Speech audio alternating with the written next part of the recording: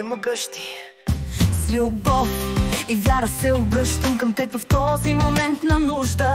Ти си моето убежище и моята крепост, защитникът на сърцето ми и силата, на която мога да разчитам. Изпълни ме със своята благодат и нека твоята любов бъде моето покритие. Моята любов бъде моето покритие, моя щит пред всяка опасност и изпитание. О, Господи, знам, че когато съм с теб, няма нищо, което да не мога да преодолея.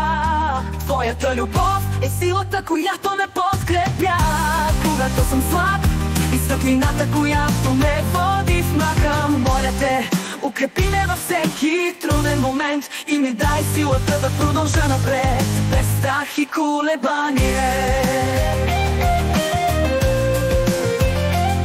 Пази ме, Господи, от всяко зло и ме отгръща, и с твоята защита нека твоята мощна ръка бъде върху мен, като ме пази от всякакви опасности, както видими, така и невидими.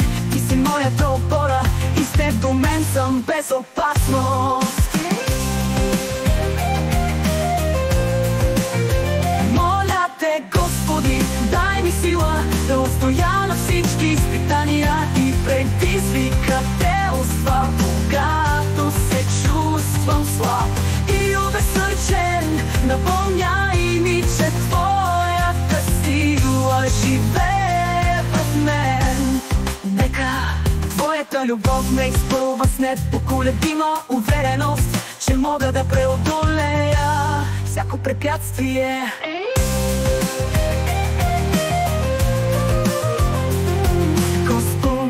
Благослови ме с мъдростта да разпознавам правилните решения и с смелостта да ги изпълнявам. Дай ми търпение в трудните моменти и спокойствие в бурята. Обгърни ме с твоята любов, за да бъда силен и уверен, че ти си с мен във всяка ситуация.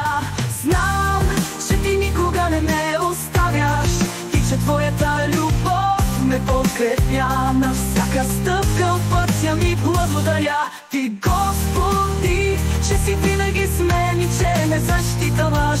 Твоята неизчерпаема сила и милост